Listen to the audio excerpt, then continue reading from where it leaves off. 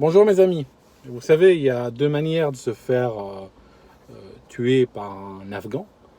La première, c'est d'aller en Afghanistan et de commencer à vous balader un petit peu au hasard de votre fantaisie, au hasard des chemins, des villages, des lieux dits. Et je donne pas très cher de votre peau. Vous allez probablement finir en vidéo dans le dark web. Il faut savoir que l'Afghanistan est un pays extrêmement violent, il est gangréné par la violence, par des guerres tribales en fait. Hein. Même un Afghan vivant à un endroit précis ne peut pas juste comme ça aller voyager dans un autre endroit, parce que s'il tombe sur des gens de la mauvaise tribu, il peut se faire buter lui aussi. D'accord. euh, L'Afghanistan, hein, je ne suis pas là pour stigmatiser ou autre, l'Afghanistan est un pays extrêmement sûr si on fait abstraction de la population. D'accord. Parce que c'est pas la terre, hein, c'est pas le sol qui est dangereux. Il n'y a rien. Ça va pas s'ouvrir et te bouffer, tu vois. C'est pas comme ça que ça se passe. C'est, ça se passe en peer-to-peer, si vous voulez. La deuxième méthode, je vous ai dit, il y a une première, une deuxième méthode. La deuxième méthode, elle est équivalente à la première. Ça consiste en importer des Afghans au hasard et les lâcher dans les rues françaises. D'accord. Donc, le résultat, hein, il est absolument le même. Comme la, le fait divers récent l'a illustré. Hein. D'accord. Si vous avez besoin d'une illustration, vous regardez. Et je suis très choqué par l'extrémisme du camp de l'immigration. D'accord. Moi-même, je suis issu de l'immigration. Euh, je suis pour une immigration légale. Qui dit légale dit sur laquelle le peuple récipiendaire a un contrôle démocratique. Et voilà. Et dans ce sens, chaque peuple a le droit de choisir avec qui il a envie de vivre, avec qui il veut vivre au fond. D'accord. Ce choix-là n'est pas offert aux Français. Il y a un camp, un clan, on va dire, un clan qui en général envoie ses enfants dans des écoles où il y a zéro immigration, de toute manière. Hein. Il y en a un peu partout, on le trouve dans beaucoup de pays occidentaux, ce genre de personnes. Et en fait, ce sont des personnes que vous n'allez pas amadouer avec une lampe de mort. Vous n'allez pas leur dire, écoute, il a 19 ans, il était à un arrêt de bus, il a été égorgé et tout ça. Je ne pense pas que ce discours va les amadouer, parce qu'ils ont un but, ils ont un objectif. L'objectif, c'est ouvrir.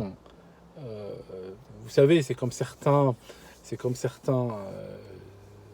virus. Vous savez ce qu'ils font? Ils arrivent dans une cellule. Vous savez ce qu'ils font? Ils vont planter une sorte de tube, une sorte de paille à travers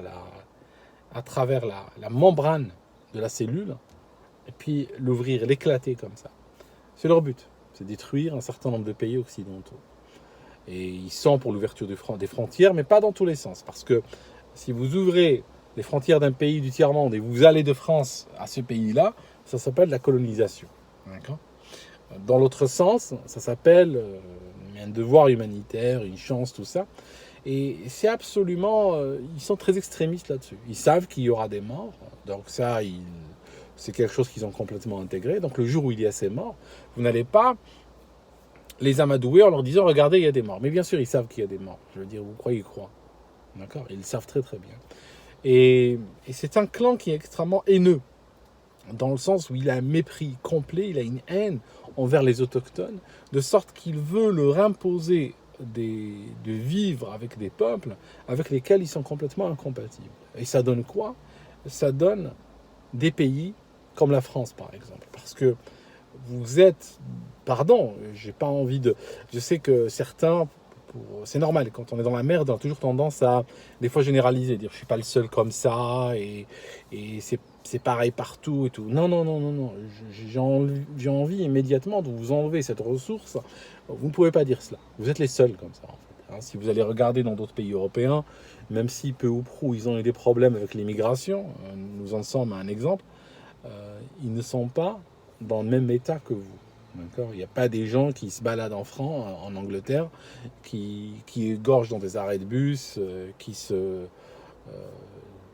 je sais qu'il y a à Londres des problèmes avec des agressions au couteau et tout, mais c'est généralement entre bandes.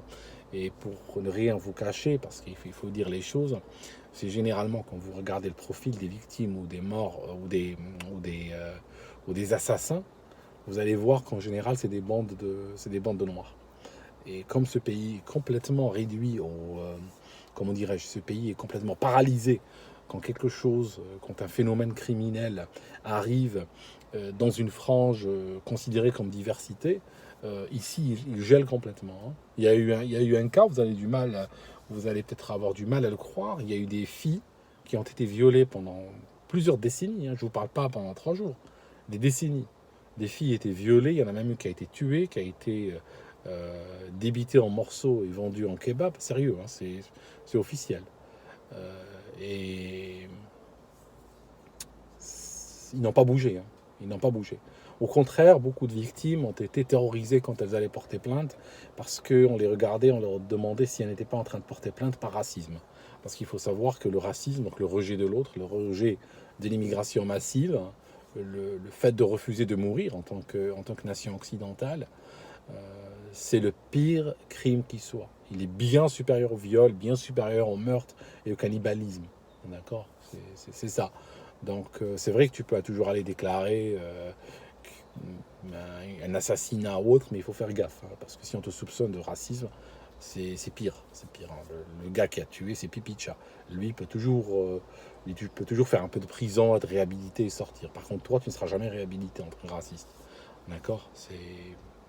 Enfin, vous savez, je connais Villeurbanne, c'est pour ça que j'étais touché personnellement par cette histoire. J'aurais été touché de toute manière, mais le fait que je connaisse cet endroit, d'accord, parce que mon adresse, j'habitais à Villeurbanne et ma dernière adresse connue était à Lyon, d'accord.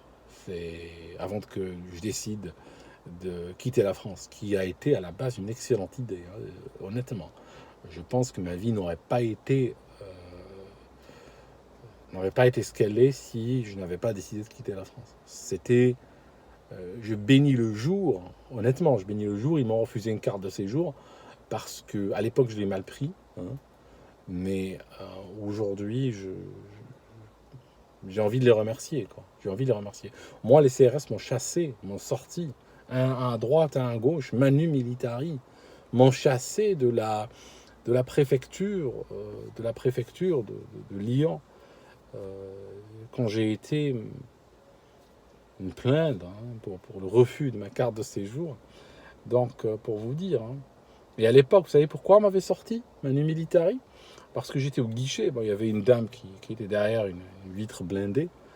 Et puis, comme je ne pensais pas que je pouvais traiter avec elle, je demandais à voir sa supérieure ou son supérieur. Et puis, ils m'ont fait attendre pendant 3/4 d'heure. Et après, ils m'ont fait rentrer dans un bureau où il y avait la dite supérieure, un super grand bureau, une nana comme ça, qui trônait sur un... Et en fait, j'ai suggéré à cette personne, très directement, je lui ai demandé si elle voulait pas que je m'invente un passé d'islamiste. Textuel, hein, ce que je suis en train de vous dire. J'ai dit, je viens d'Algérie, et dans mon pays, vous avez fait un nettoyage ethnique. Il n'y a pas un islamiste qui traînent dans nos rues parce qu'ils sont tous chez vous. Ils sont tous à Lyon. C'est ce que j'ai dit à la personne. J'ai dit, ils sont tous chez vous. Et je lui ai dit, si vous souhaitez que je m'invente un passé d'islamiste et que je revienne pour que vous me donniez une carte de séjour, que je puisse finir mes études, je suis tout à fait capable de le faire. Si c'est ça le jeu que je n'ai pas compris. Et sur ces mots, n'est-ce pas, elle a appelé 2 CRS. Et puis ils m'ont mis à la rue, sans violence, hein, ils m'ont pas donné de coups de pied ou autre, juste ils m'ont mis à la rue. Et ils étaient même sympas, hein, je pense même qu'ils n'étaient pas complètement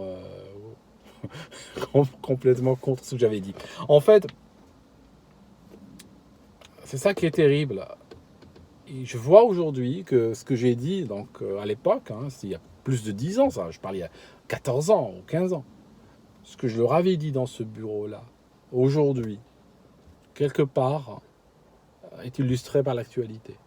Donc on a aujourd'hui, ils ont fini avec les islamistes algériens parce qu'ils ont tout pris, donc il n'y en a plus. Alors maintenant, ils sont en train de faire les fonds de Corbeil, ils sont en train de regarder en Afghanistan et tout. Ils se sont éloignés. À l'époque, ils recrutaient en Algérie. Bon, là, aujourd'hui, ils ont regardé plus loin. Et donc, maintenant, ils sont en train de les ramener d'Afghanistan. Okay, et puis, la population locale paye de sa vie. Voilà. C'est...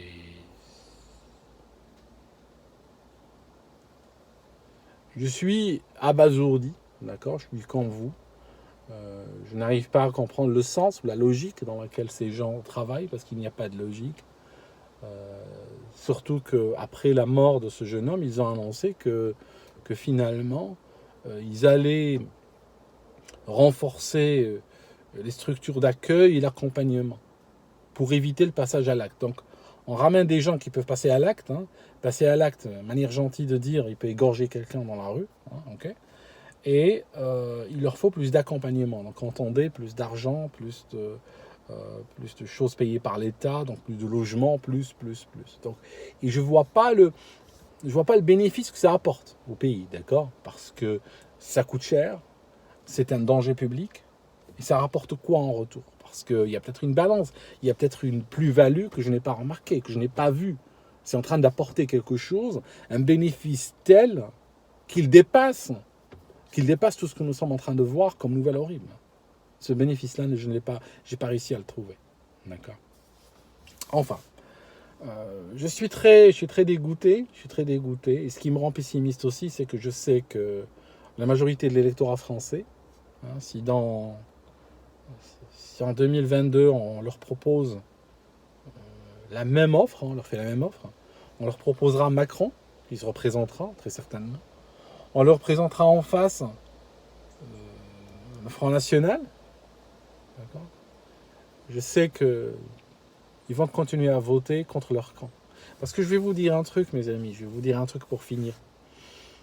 Il n'y a pas de combat égalitaire. Nous ne sommes pas dans un monde où les gens se considèrent comme égaux à d'autres. Chaque personne se considère supérieure aux autres personnes d'une autre catégorie. Il n'y a personne qui se dit, dans son fort intérieur, je suis égal à ceux-là. Non, non. Il se dit, je suis supérieur à ceux-là. Et il faut donc exprimer cette suprématie, cette supériorité.